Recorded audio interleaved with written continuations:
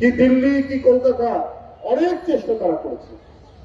এটার কারণটাই আমি আগে বলেছি যে শেখ হাসিনার জন্য তাদের যে ব্যথা, তারা যে ব্যথাটা বোঝাই বলছে। কারণ হাসিনা থাকলে তো তাদের লাভ, লুটের টাকা সব ভারতে ইনভেস্টেড। আপনার 7টি বিদ্যুৎ কেন্দ্র শেখ হাসিনা বিনা টেন্ডারে দিয়েছে। সেটা হয় শেখ পরিবারের লোক, ক্ষমতাসীন লোক, যাদের সাথে ভারতের অনেক ব্যবসায়ী আপনার সিন্ডিকেশন আছে। তো সুতরাং শেখ হাসিনা যেটা তাদেরকে দিয়েছে তারা তো ভুলতে পারছে না।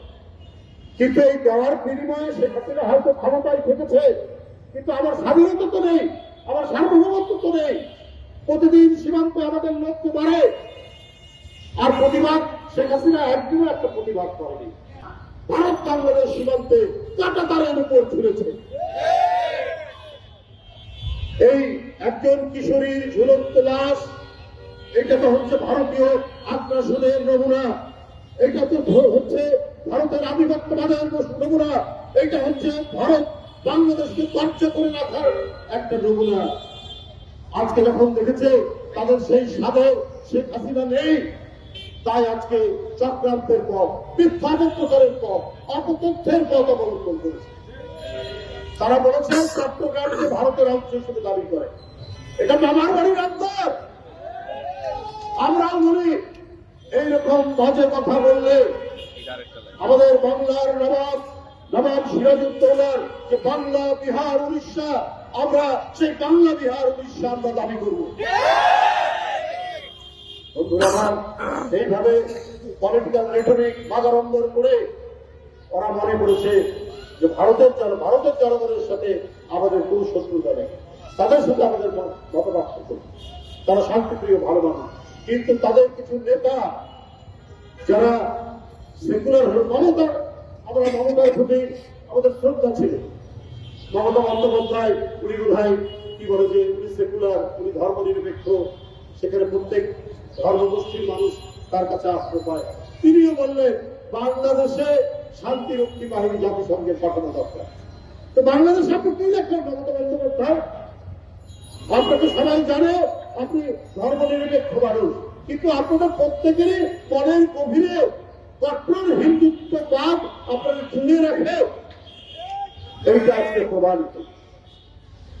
আপনি এও জানেন না যে অন্য দেশে জাতিসংঘ বাহিনী অন্য দেশের লোক ওটা দাবি করতে পারে না। এটা এমনকি ইন্ডিয়ার পার্লামেন্টে অনেক এমপিও কথা বলেছে, কিন্তু ওরা মনে করে আরে বাংলাদেশ আমার কি দেশ, আমরা যা বলবো তাই হবে। সেটা হবে না। 18 কোটি মানুষের দেশ, যারা 30 লক্ষ জীবন দিয়ে এই স্বাধীনতা কিনেছে, তাদেরকে মনে করবেন দিল্লি থেকে এসে আপনি বাংলাদেশ শাসন করবেন। আরে এই দেশের ইতিহাস তো দিল্লিকে অমান্য করা। দিল্লির বিরুদ্ধে প্রতিরোধ করেছে আমাদের ঈশা খাঁ, আমাদের তিতুমির, আমাদের হাফিজ শরীয়তুল্লাহ। এই ঐতিহ্যের এই রক্তের ধারাবাহিকতা আমাদের।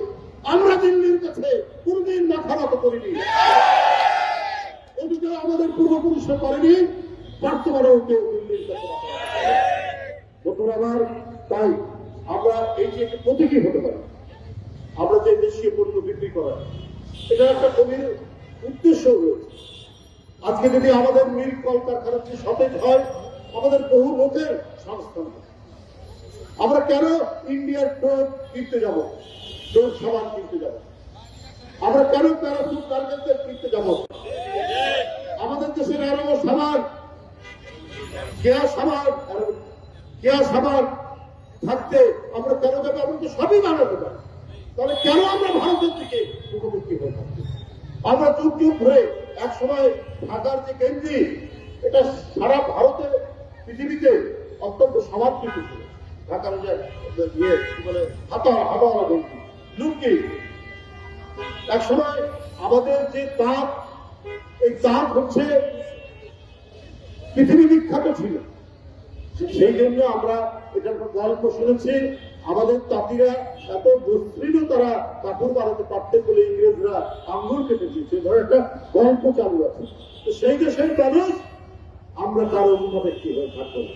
আমাদের অনেক মেডিকেল কলেজ আছে, আমাদের অনেক হাসপাতাল হয়েছে, শুধু আমাদের ডাক্তাররা যদি একটু সিনসিয়ারলি রুগীগুলো দেখেন তাহলে কেউ আর ভারতে যাবে না। আর বেড়ানোর কথা বলছে ট্যুরিজমের জন্য কি আর দেশ নেই? দরকার হলে থাইল্যান্ড যাবে, দরকার হলে সিঙ্গাপুর যাবে, দরকার হলে মালয়েশিয়া যাবে, দরকার হলে ইন্দোনেশিয়া যাবে। যার শুধুমাত্র কি এক ভারত আছে? আরো বহু দেশ আছে।